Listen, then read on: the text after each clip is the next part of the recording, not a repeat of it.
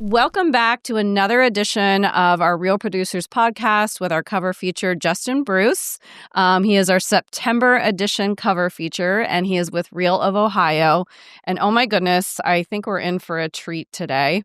Justin is not new to this type of thing, actually, which is kind of rare based on my other features. A lot of times they're pretty intimidated by this type of setup, but not you. And so I don't think. No. And so we're anxious to deep dive into Justin's story. And one of the things I love about our podcast and what we do is we say we're bringing these stories to life.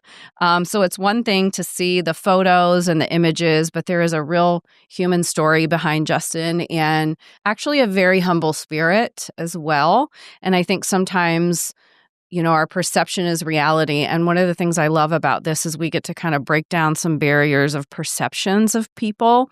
And it's genuinely telling the human story and his journey and hard work to get to where you're at in this moment. And it's gone kind of quickly, but a lot of times what we see on the surface is merely a reflection of the hours and sleepless nights and dedication and systematic approach to a business that allows you to be in this moment. So, all right, Justin, welcome. That was amazing. I don't know what I'll say after that. Thank you. So, Justin, I have to mention this. In 2023, he was actually an inside feature for us. He was an Agent on Fire feature, referred to us by one of our incredible partners, Jerry Linkhorn, Linkhorn Inspection. Shout out, Jerry. I did not know Justin at the time, and he invited my husband and I to go to High Bank Distillery for, what were you hosting that day? Low Cash was in town, and part of the sports entertainment group that I'm in, one of the agents down in Nashville is in that band. And so they were up here doing a show, and we did a private meet and greet in the distillery of High Bank. Yes, so cool. They did a private little concert there, and I got to meet you and your wife, Kate, and I was like, you're on my radar. And then several months had gone by based on calendar waiting, but I remember looking you up and oh my gosh, yes, he is worthy of it. To be an Agent on Fire, you have to be sitting in the top 500 already. To be on the cover, we're looking at the way higher up in the ranking at that point. And so that's where we are today. So Justin is actually, where are you from? So I was actually born in Cape Girardeau, Missouri, just south of St. Louis. Okay. So that was 12 years in Missouri, then Iowa, and then to Ohio when I was a sophomore in high school. And what brought your family here at that time? My dad had a chain of women's clothing stores. And whenever that ended, he took some jobs as a district manager with other big chains, CJ Banks, PacSun, big names. And that brought us here to actually, ironically, to Dublin here. First apartment was right across the street at Tuttle. So, oh my goodness. While they built our house in Lancaster. Wow. So so you're based in Lancaster now. At what point did you move there? So you've been there for years. Yeah, 2001. Wow. Okay. So I was a sophomore in high school, I guess. Mm-hmm. So we've been there since, other than I'd had a 3.5-year hiatus back to St. Louis, ironically, while my wife went to chiropractic school. So you've got some experience in sales, even going door to door, selling AT&T phones. And you also took a position in advertising sales. You've worked in retail management, Foot Locker, Finish Line. But the phones door to door, I mean, that had to be, you probably got over some intimidation. That sounds terrifying to me. It is one of the hardest things you can do. Yes, the rejection and the... Yeah. I mean, so it teaches you, they taught all the factors of sales, fear of loss and how to talk to people. But the biggest thing was getting a door slammed in your face 49 out of 50 doors you walked in. And so you get a thick skin and you learn how to talk to people. Mm-hmm. You learn different kinds of people and how to talk to different kinds of people. Yes. What makes them tick? Yeah. What is valuable to them? So I learned a ton. I would never in a million years do it again or recommend it. But I learned so much there that now translates to relationships in real estate. Yeah, for sure. Okay, so COVID happened and you got laid off at the time. I'm just going to read a little bit here. So you put your business savvy to work with your wife, Kate's chiropractic practice, and you wrote her a business plan and helped her grow her business. And you were so successful. In fact, she started thriving in 2021. And I love this piece of your story where she asked you, okay, so what do you want to do now? Yeah, that's a fun question. I think it's important. This important part to the story is we were living off my salary. And it was actually not salary, commission. I was 100% commission at the time. March 16th, 2020, it disappeared overnight. I worked with schools. And so we sat down that next week when we found out it was more serious than we thought. And we added up our credit cards to figure out how long we could survive if we just used credit cards. And so between March and May, it was a scary time. I just got chills. It was terrifying. And our receptionist at the time asked to be laid off because there was government programs that allowed you to do that. They could be paid to stay home. So I became a receptionist for my wife's chiropractic office. I'm this guy that's been in business making six figures, and I had to humble myself and become a receptionist. And I did that for a full year. I was a receptionist for her. I didn't know that. But while I was there, I got to see where our inefficiencies were. And I pride myself on processes and systems, but I didn't put it into our own business. I wrote the business plan and it was working, but she was only seeing, 40, 50 patients a week. So I sat down and I said, what are we doing wrong? And I said, okay, there's no automation. There's nothing on the website where they can talk to people. There's no online forms. There's no online scheduling. We don't have an app. We're not doing Google ads. We're not doing Facebook ads. So I implemented all those things in about 30 to 60 days. And inside of 5 months, we went from 50 patients a week to 180, hired another doctor in January, got them halfway full, hired a third doctor, and added acupuncture. So inside 12 months, that's when she came to me and she's like, we've rode together to work every day. We've worked together all day. We go home together. We spend the evenings together. That is what prompted that question, I believe, what she said was, what do you want to do with your life? What she meant was, get out of my office, I think. No, but that was actually one of the greatest things that happened to our marriage was that. People give us trouble all the time. How did you do it? How did you do it? We got to spend all day together. We got to connect. A lot of people don't get to do that. Yeah, now, so true. I saw her at 6 a.m. this morning. Yeah. I'll see her after practice at 7:30 tonight. Like, I'd much rather spend the whole day. Yeah. So it was a very blessed time for us, and it's brought us to where we are now. So after the question, you were contemplating what do I do now? How did you land in real estate? So the answer was golf. And she was like, you're not good enough to get paid to play golf. And I was like, you're right. And so I had a buddy in real estate who was very successful. And he was like, come do my commercial business. You don't have to prospect. You don't have to door knock. Because I told him, I'm past that. I'm not doing that. And so I did that for 6 months. And then I fell into, by accident, the sports entertainment world. KW reached out at the time and was like, hey, we're doing the sports entertainment division. We think you'd be perfect for it. And I joined. And so I was one of the founding members of that. I'd never worked with an athlete. I'd never worked with an entertainer, but the old saying, fake it till you make it. Yep. And I did that. And so I built a team too fast, which we can get into that later, and built my business on sports entertainment because it's what I love. Let me take a step back to the commercial piece. Yeah. So you did that for about 6 months, and it's a totally different animal. It is. How did you feel about that space when you were in it? Did you find it intimidating, challenging? Did you like it? So very different. So you have to know so much more. So I could do small scale commercial because I had so many friends in the business world. Mm-hmm. I learned it fast. When you start getting into the tens of millions of dollars I had an industrial building that I listed at $10 million, but I brought in another broker for that because that is outside my skill set. A $700,000 bridal shop, it's very similar. Obviously, there's some differences in commercial. It just wasn't my jam. I feel like if you're going to do commercial, I can help people on the side and I'll partner with brokers on it. You kind of need to be in it every day. And I have commercial brokers now that I'm friends with that I just refer it to them. I'd rather just hang out in the residential world. Okay, so back to the sports and entertainment. What was that like to begin? So you said fake it till you make it. What was like the first 6 months of that like in that space for you? Traveling a lot. The sports entertainment group that I was in. What's different than... Yeah, it was just, you had a lot of people that were connected in the sports world, some that were like me that weren't.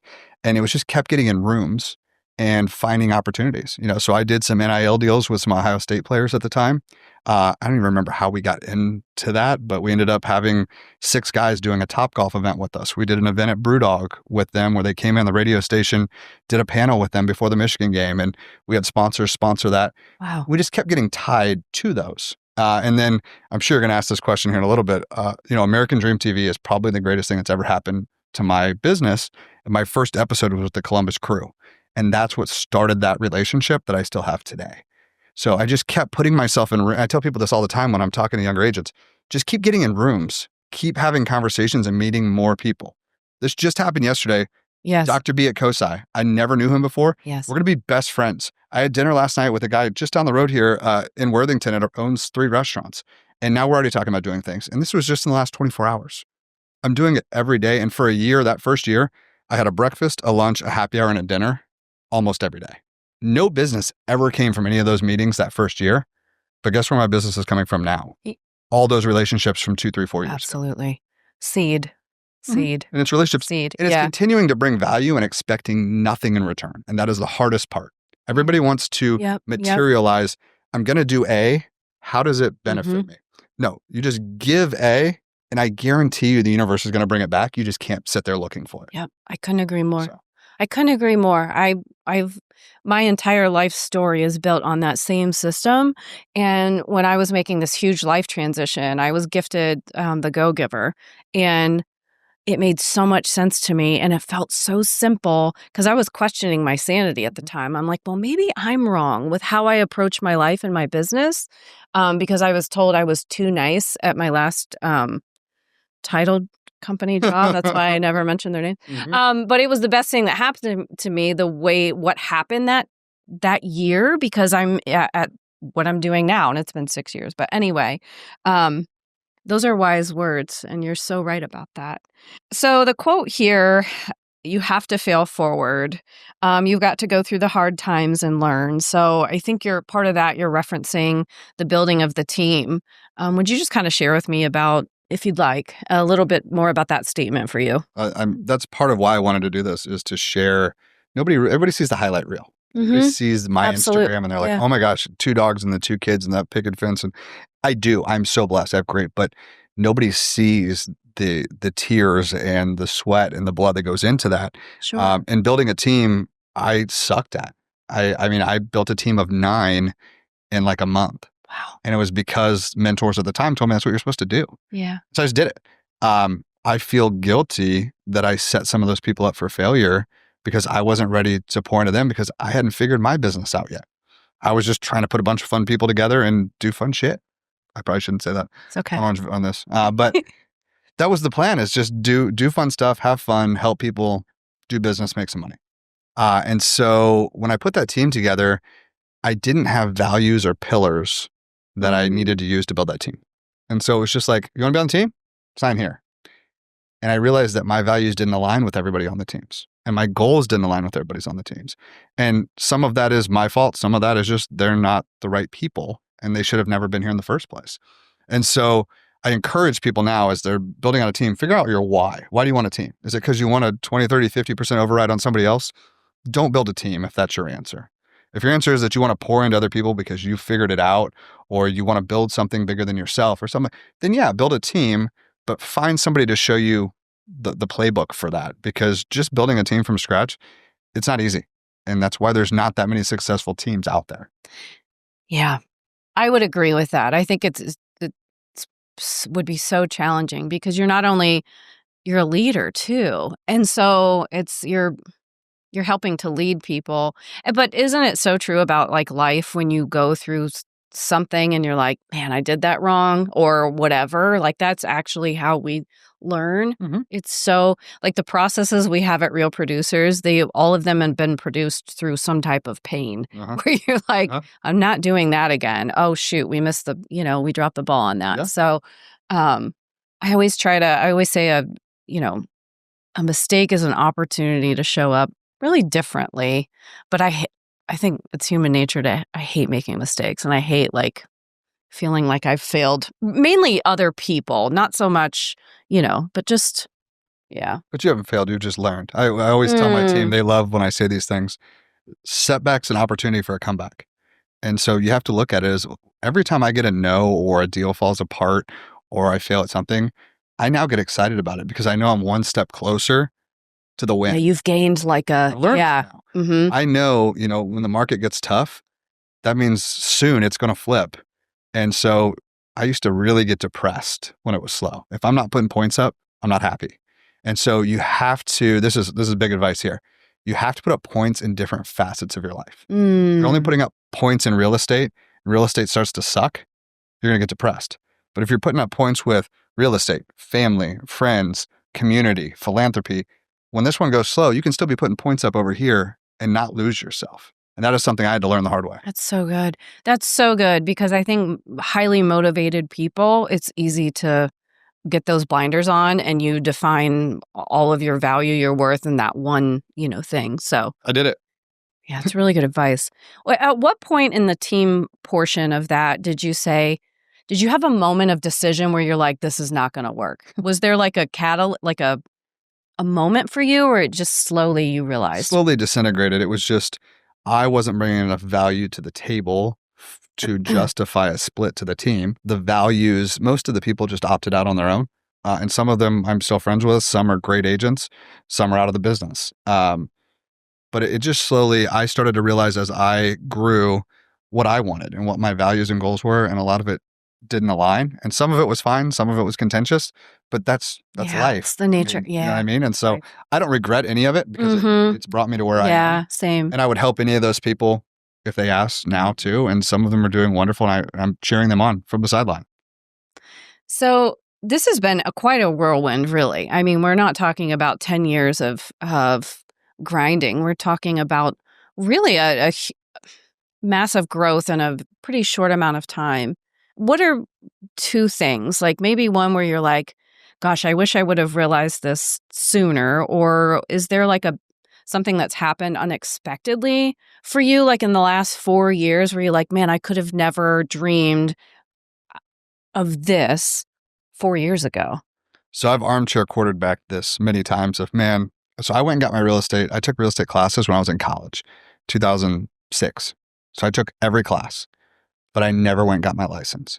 And so when I started making money in real estate in year 2, year 3, I went, if I would have done this back in 2006, I wouldn't be working anymore. Interesting. I just got chills. I don't know that I knew that. I don't know that anybody knows. I don't know if I've ever told that story before.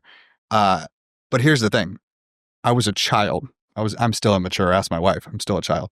But back then, had I got my real estate license, I would have failed miserably.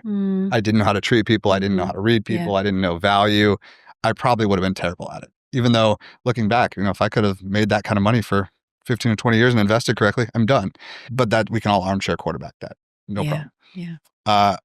Looking back over the last 4 years, I'm so blessed that I fell into this first and foremost. I never had real estate on my radar. I mean, just thinking back, it's crazy to me. There's not really a moment in the last 4 years. I have a chip on my shoulder. So when people tell me I can't do something or that they're better at it than me, or for instance, maybe somebody said you'll never be in that magazine or you'll never be on the cover of that magazine, maybe that fuels me. I don't know. But sometimes the chip on the shoulder is nice to have. Yeah, I doubt me. That'll be fun. I like that. My buddies talk about this on the golf course. I'm not a tremendous golfer, but the minute we're playing for money and someone looks over and goes, yeah, you're going to miss that, or starts talking smack, it's going in. And that's just how I just have that instinct. I've never been the biggest. I've never been the best, but I've been the one that will outwork you. And I've got that. That's what I've tried to instill in my children, in not just life, but sports as well, of first one in the gym, last one out. My son has the athletic ability of my wife that is a God-given gift that I never had. I had to be the one to really work. So trying to instill that in them. But to answer your question, the last 4 years has just been a whirlwind. I can't believe what has happened. I feel so blessed and so honored to just be a part of this and really to help so many people. I was going to do commercial real estate with people I didn't know. And my phone started ringing of people we did know saying, I see what you're doing. I'd love for you to be part of our journey. And now doing that, and I'm now getting to the point where people are doing their second and third transactions with me. Wow. Now being in the 4th year. And so having that relationship and not chasing the transaction, chasing the relationship. Absolutely. That's the difference. Can you imagine if COVID wouldn't have happened? Or just the catalyst that brought you to the moment. It's quite fascinating. It's a tough topic for me to talk about because I feel so guilty. We lost so many friends in COVID. Yeah. People that we know. Time. And for my family, this feels awful to say, it was the greatest thing that happened to us as a family because it brought us closer together and our marriage and our kids and our businesses and opened up so many opportunities. And I feel guilty about that because of the negative side to it. But for us, we were so blessed to have that opportunity. I think it's common, good or bad. There were some real millions of people it was a moment in their life where it was a, dividing line of having to either go into a different career path or for sure. So I bet others have similar viewpoint of view as well. So let's go back to American Dream. So you were selected as a host in 2023, and talk to me about where you're at in this moment. And you met the Tim of last name Bezbatchenko. Thank you, of Columbus Crew, general manager.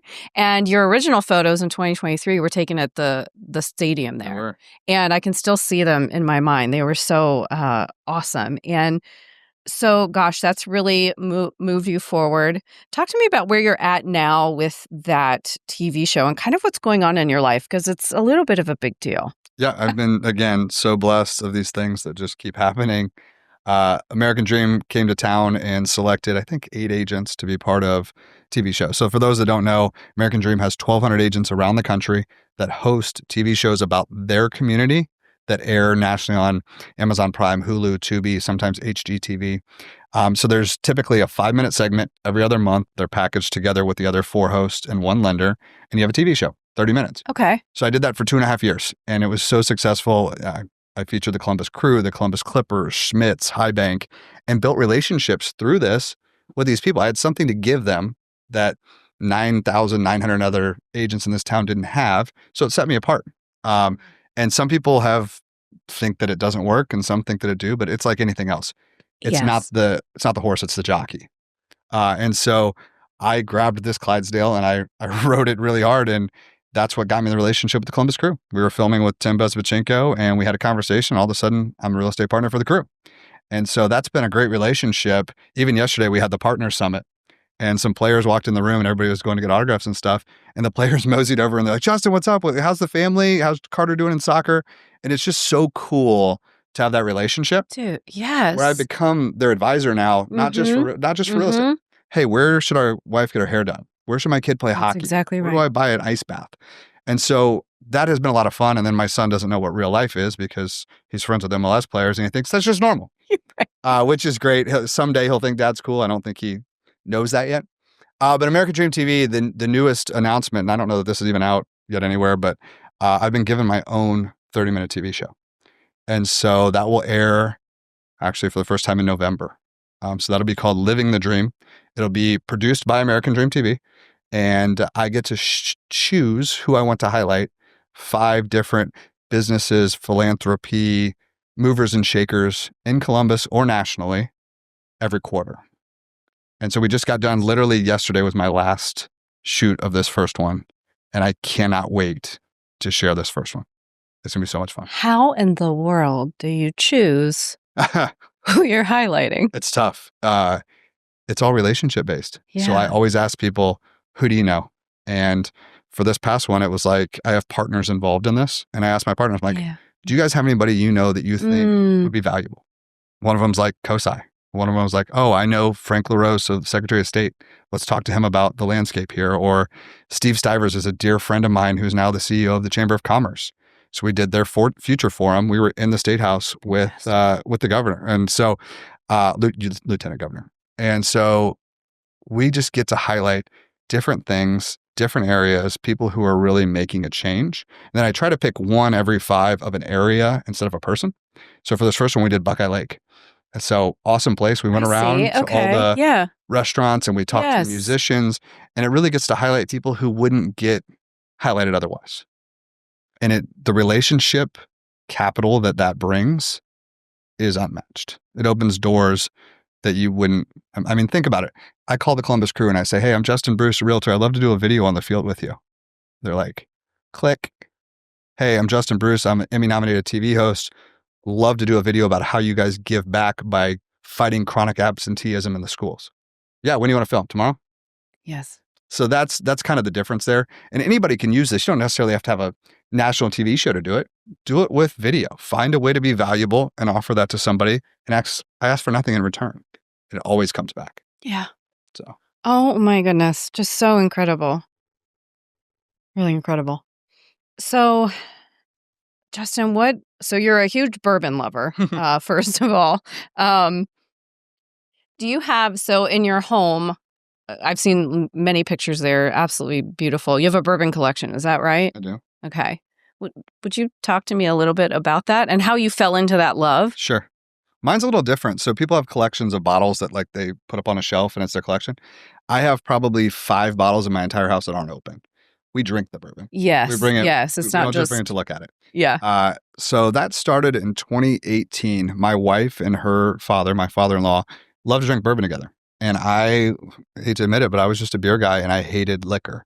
Ever since, college, I had bad experiences with tequila or Jaeger, and as most of us probably have. And so I'm like, why would anybody drink straight liquor? Like, I'll just drink beer and have a good time. And then I tried what we call the gateway drug of bourbon, which was Angel's Envy Rye. And it just tastes like a caramel candy. It doesn't taste like liquor at all. I should get paid for this, Angel's Envy. And so I started doing that. And then I started into another one. And all of a sudden, I was drinking bourbon. And then that was back when the bourbon game was you chased it. And that nowadays you can't do what we used to do then. You used to be able to go to a different state and all the ones you were chasing were on the shelf. Now everything's kind of allocated. Ohio is definitely allocated. Really? I don't know any of this. Yeah, each state's different. Some can mark it up and do whatever price they want. In Ohio, everything comes into a centralized location and the prices are the same everywhere at every liquor store. So there is no game like that. But my wife and I, it was something we could connect on. So we did the Bourbon Trail every year from 19 on until I don't think we did it in 20 because of COVID. And then we went again in 21. And it was just something we could do together. Go find distilleries off the beaten path, do tastings. We just did it again in July, this past July. We went and found 6 that we've never been to before. Oh, how fun. And you get to know the people there and you get to know the different products and bring them back. Yes. And the best part about bourbon is it creates a relationship with somebody. People come to our house and they know what we have and they can test bottles, taste them that they've never had before, nor would they ever get. Mm-hmm. And that's why we have them. I drink the normal stuff on a weekly basis. Sure, save the good stuff when people come over. Oh, so it's a great way to connect. For sure, especially in real estate and create those relationships. Yeah. Oh my goodness. Okay, love. All right, so what do you see for yourself in the next 5 years? Are you able to talk about it? Do you have a vision in your mind of what the next 5 years looks like for you? Yeah. I mean, I have a plan.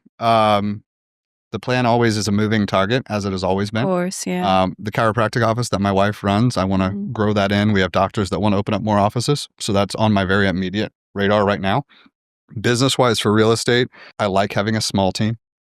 I don't want to grow a huge team, but I want the team to be more efficient. I am being asked to speak more at conferences and on stages, and I really get value out of that myself, the giving back. So I'd love to do more of those opportunities over the next few years. But my main goal, my son is 9, he'll be 10 this year. He's 4 years from high school.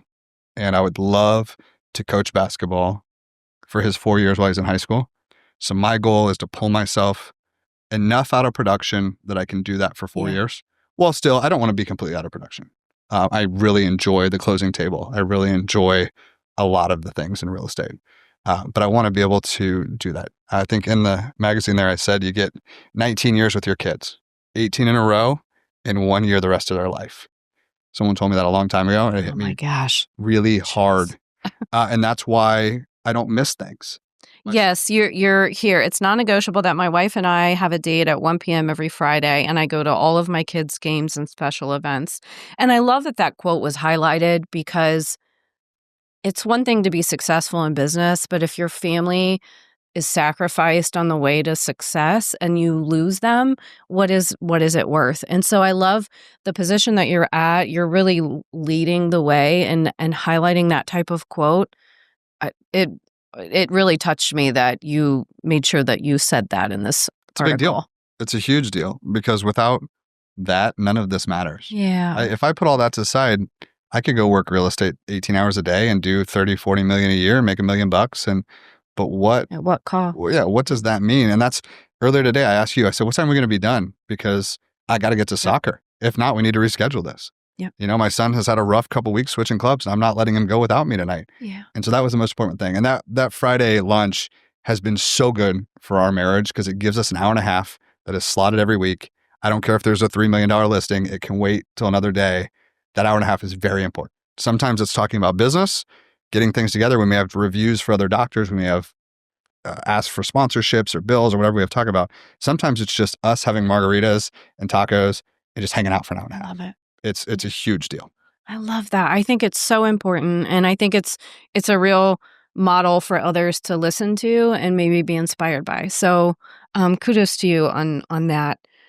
Anything else that you'd like to mention or wrap up when it comes to your incredible whirlwind of a story? It's thank you. It's an honor that I was here and to be able to do this, and the cover is an honor. Being in the magazine is an honor, but it's not about me. I wanted to tell the story about failure, and yes, it's been a short time for me, but I just kept finding ways to fail and learning. And now I feel like I want to give that back to the next generation, because sometimes we tend to eat our young, and that needs to stop in this industry. Yeah. We need to be collaborating. It's collaboration over competition. And those at the top are doing it. And so I want to encourage anybody who sees this, like younger agents, seasoned agents, like let's all work to make it better, because if not, I mean, what are we doing here? Yeah. So yeah, thank you. Justin, I agree. And I encourage people, you are a giving person, to, if you'd like to sit down with him or get to know him personally, I know that you would make time for others in our industry, and getting to know you over this. Again, I really want to break any type of perception that people think they know you, because you are a very giving, humble, hardworking. I think for me, what stood out is a story of determination, saying, I'm going to do more than the average person, and I'm going to be successful no matter what. And Sure. And learning along the way, and being willing to share what you've learned with other people, because you could have totally kept this to yourself. You could have said, I'm just going to do my thing and keep rising to the top, and who cares, if who knows my story, or this is a choice also to do this too. So it was an honor to highlight your story, and thank you for how you serve this community.